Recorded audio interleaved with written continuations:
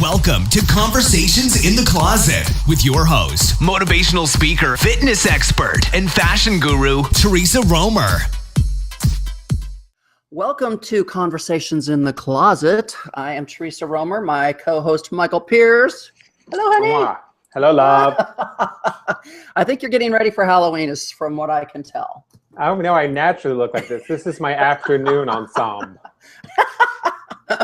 Oh my gosh. Where do we begin? I have so much to talk about today. I mean, I am exploding. I'm just like, okay, where do I go? So we all know what happened last week with Kim Kardashian over in Paris. What happened? Oh, listen to you. I didn't do it. I want you all to know I didn't do it. I have a new ring, but it is not a Kardashian.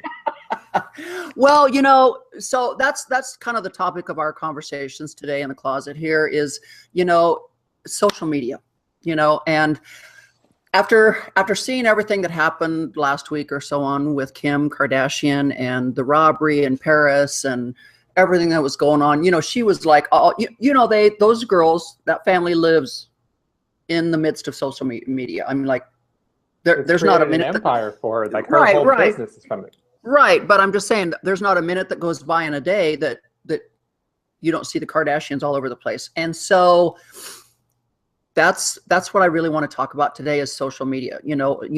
I understand why the Kardashians are into the social media so much. They built an empire from it, right? Mm-hmm, mm-hmm. I mean, seriously.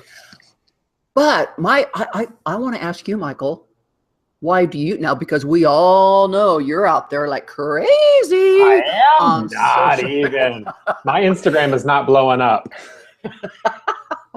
Have you seen mine lately? My love. But yes, I'm a ham on social media. What's your question? Fire away. Love the Burberry, by the way. Thank you. So my question is, why do you do social media? Because I'm a narcissist who needs external validation. And I like to force people to look at my selfies. Okay, so somebody asked me the other day, I just asked you that question, and I'll let you finish in a minute, but somebody asked me the other day, do you think the people that really get into social media are the people that have so little confidence in themselves and they're so insecure that they really need that validation from the world on that they look pretty or that they're skinny enough or whatever? Pretty? You think I'm pretty? I will say yes. Look at me. I'm a total introvert. I would die and wither away if I didn't have somebody telling me that I was attractive or unattractive. No, I don't. I disagree with that statement completely. That's rubbish. So this person pretty much said that it's dealing with all the insecure people in the world, and this is how insecure people feel better about themselves. I would respond to that every single one of us is insecure. We're all insecure. None of us want to die alone. We all reach out for human interaction and contact, and good or bad, and you can argue that social media connects and disconnects us. I disagree with that statement. And anybody who tries to say that you're not insecure is a liar. There are many days I'm like, I feel big as a house, and then there are other days you feel like $1 million. So Michael, when you weigh $110, you're not as big as a house. $110. I love that you did weight and money in the same bite. That's delicious. So I'm basically like a Hardee's meal. I'm a value, is what you're saying. Or a Taco Bell, like soft taco. That's what I weigh. Dang.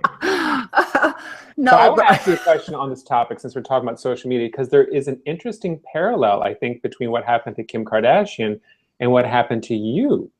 I'm curious to see how you think, because she's the victim of a heinous crime, and people took that as an opportunity to attack her, which is kind of what happened to you with the whole closet thing. Like everybody was like, you deserve it, which to me was repugnant. I'm like, that's horrible, because people got excited about how fabulous you are and how attention you got, took that as a chance to attack. I was like, well, this is really kind of playing out what had happened to you years ago. Right. And so once again, that's kind of why I brought it up. I don't want to hash up old stuff because, you kind of like to bury that someday. But I don't feel that the robbery that happened to me was because of social media. No. Because my closet was never out there on social media per se. My closet was on the news. It was on Good Morning America, and then the day after it was on Good Morning America was when I was robbed. Now, was the robbery because of being on Good Morning America? Who knows? I don't know if we'll ever know that answer, but they, the world seems to think that Kim Kardashian was robbed because she was out there on social media letting everyone know where she was every second of every day. I got you. So she's in a way contributing it because she's putting it out there. She's posting about the rings, whereas yours went viral because it was a story. I don't know. So you think that she in some way is a contributing factor in getting robbed?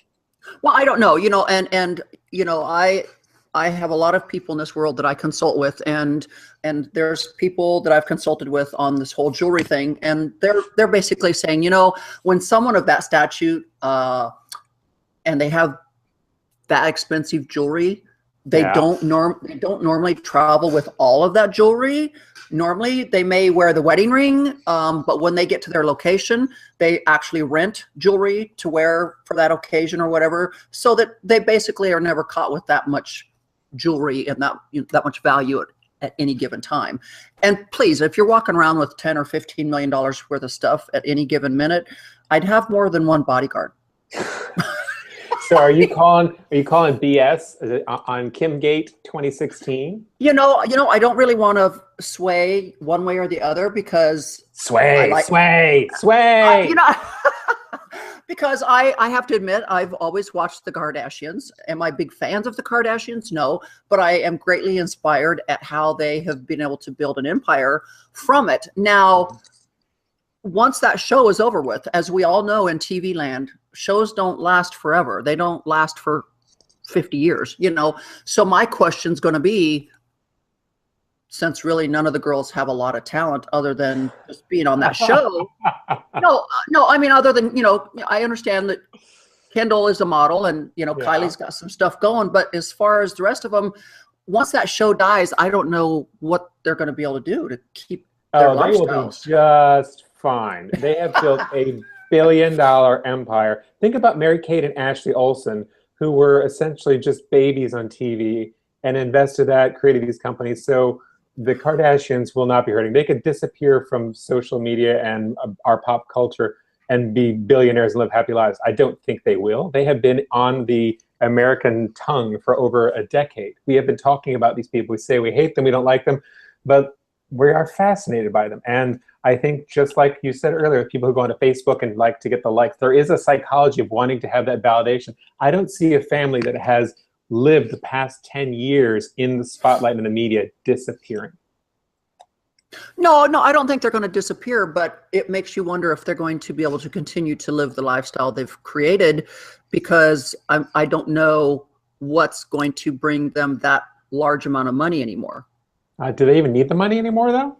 I mean, think about how many businesses they've set up, from lipsticks to clothing lines to even if they just invested that money, they don't necessarily have to have that empire. At this point, things are being given to them, from houses to cars, just to attach their name to it. So there's not a whole lot of overhead in running that empire anymore either, I'm sure. So, well, unless you count overhead as security. I guess. I mean, those girls burp glitter and it's on eBay being sold. So. So with that, let's go back to the question again. So you've kind of told us why you are on social media. So my question to you, because you do have small children. Yeah. How concerned are you for their safety and welfare the more you put yourself out there in social media? So I'm very different about what I put out for myself versus my kids. And now my daughter does have an Instagram account that we manage the photographs, we control the content, what gets said and what gets put out.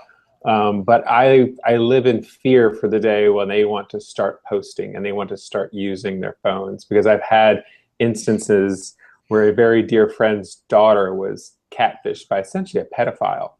And you can't unring that bell. And so that part scares me. But I think just like every other risk that our children are going to have to face, we have to have a serious discussion about the pros and cons and the detriments of everything.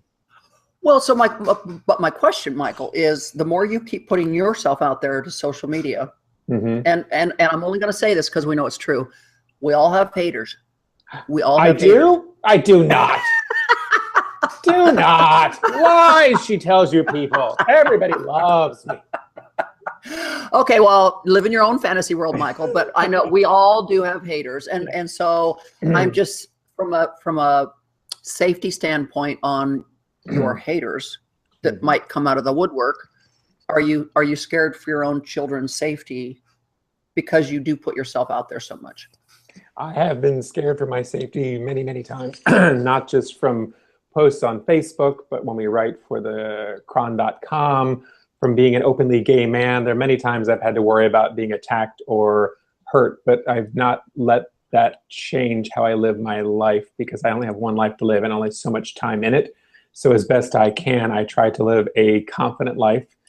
And you have to be thoughtful about it. I don't know that I've ever done anything like, look at my $10 million ring, because I don't have a $10 million ring. But I am very smart. No, it's a good point. I'm very, very smart about I don't ever put where we are pre-event or at an event. I will Facebook Live occasionally, but it's usually when I'm about to leave or something that I'm promoting. But very rarely will you see me tell you where I am until after I've left the event. And I don't put routine schedules out there. I don't put those scammy posts of tell us your mother's maiden name, your favorite pet's name. I don't do any of that stuff. No, but you do put your house out there. My house is out there?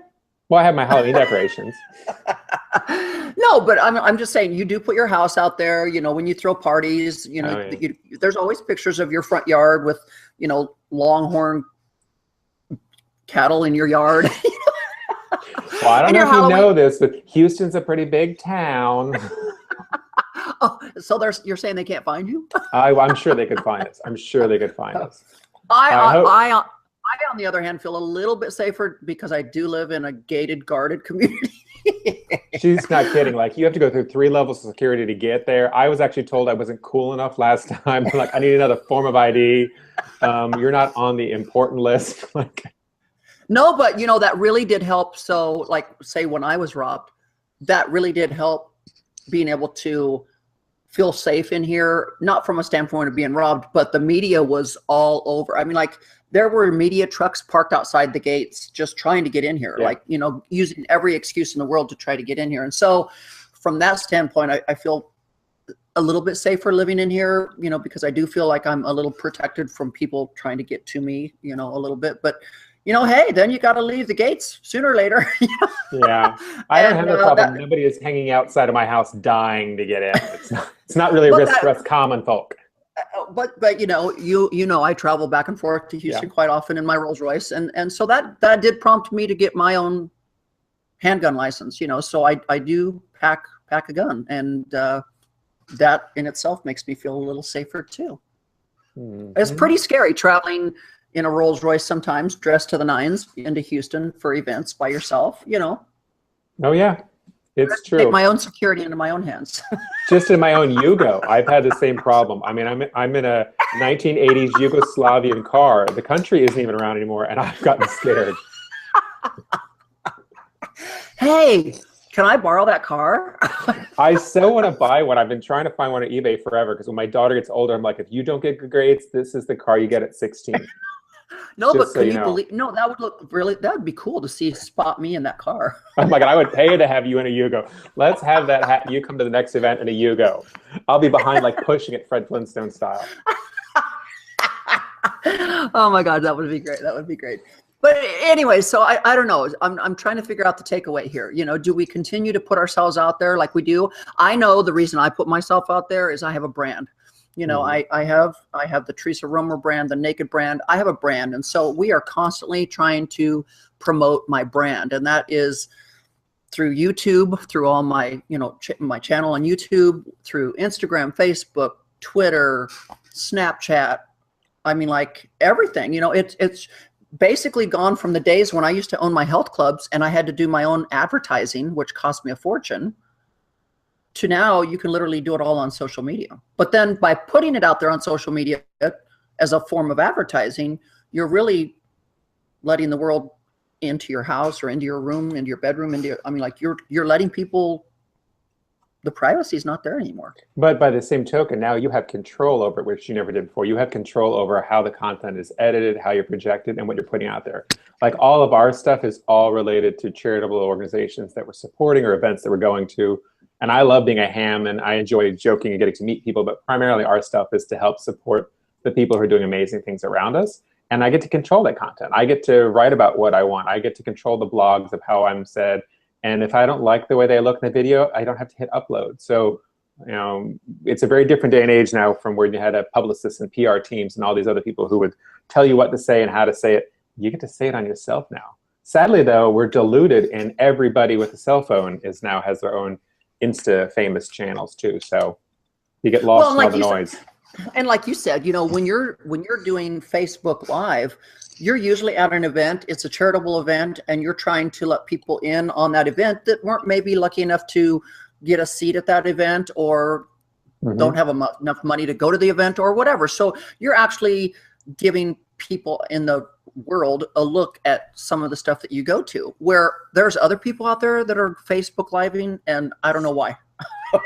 There's a lot of that. I look at it like, at least clean the closet. Could you scrub a brush in the toilet? If you're gonna take your Facebook Live in the potty so you can show how hot you look in that dress, take the adult toys off the counter. Or maybe scrub. Have you heard of a brush? I'm sure you're a Glamazon fantastic with your makeup tutorial, but I see hair in the corner and I'm grossed out. But I digress. So the other day, today. I'm so catty today. Yes, you are. Yes, you are. The other day, I actually put a trampoline together. I was gonna say I make a tramp joke about myself, but let's go back to your trampoline. Never mind. Let's talk about yours. My husband said no more tramp jokes. I get one stamp and he gets all upset. Tell me about your trampoline. It was one of those instances where, after the fact, I said to myself, why didn't I record that? Because it was hilarious. I mean, I had my housekeeper out there trying to help me put this trampoline together. It was horribly disgusting. I mean, and isn't that sad? I mean, I sometimes don't think fast enough to get it on camera before. See, now that's surprising. I thought there were cameras around you at all times. I thought that you just walked around with a Beyonce fan, the housekeeper Consuela has a whole camera, and oh yes. I'm a little sad to learn that is not going on, because every time I've seen you, there's at least 2 or 3 cameras. So it just makes sense to me. Well, but you're not here with me on a daily basis where I look like hell every single day, because I am very famous for not wanting to put makeup on, not fix my hair, and not get out of my workout clothes. So if you are ever at my house, 99% of the time, I work from my house a lot. I do all my YouTube stuff at my house. I video at my house. I do a lot of stuff at my house, including this podcast in the closet. But the sad thing is I get so much work done in my pajamas. I'm wearing mine right now. I'm wearing my pajamas. Sometimes my housekeeper's like, Miss Teresa, it's 3:00 in the afternoon. Are you ever going to get out of your pajamas? And I'm like, I'm so busy working. And it's really sad that if you go on my YouTube channel, 3/4 of my YouTube videos on there, I look like hell. And you know what? But you know what? I don't care, because I'm working, and this is the real me, and this is my life. So whatever. So I guess the takeaway. You never look like hell. Never. But I do like that you take us to bed with you. I'm just saying. In the closet and to bed. So I guess the takeaway here is it's okay to be on social media as long as you're in control of it. And is that what you're saying? The bathroom in the background is clean. So you're saying the next video I put out, I can't have my sex toys on the counter? Well, that you can. It just may be a very different podcast that you're talking about. I think you would be surprised. I think you would be surprised to see how much of a collection I have. Well, this just got saucy. We just went right into a whole other topic. I see we're getting the 1-minute sign, but I want to carry on there. Somebody else is feeling catty today. Okay, well, I'm thinking that should be our next podcast. You're going to have to explain to me what these things are, because I don't understand adult toys. Oh, right. To me, an adult toy is a Bentley, so I don't know. Oh, you're so funny. So I'm just saying, the takeaway here, guys, is that it's okay to be on social media as long as you control it and you don't let it control you. Is that right? Nobody can put baby in a corner. Or maybe on Facebook. So with that said, that's what I'm saying is it's okay to be on social media if you use it for the right reasons and you don't let it control you, that you are in control of it at all times. And hopefully it's not hurting anyone with what you're doing out there. So with that said, guys, thank you so much for tuning in today. It's always fun. We always have fun in the closet. I want you guys to make sure you get out there and check out my YouTube channel and subscribe. Hello, tell your friends about it. Make sure you check out all the rest of my channels. I am on Facebook, Instagram, Twitter. Look at you bringing in that skeleton into the picture. So guys, have a great rest of the week. Happy hump day, and stay tuned for next week. You've been listening to Conversations in the Closet. We will return again same time next week. Brought to you by NI30D Athletics.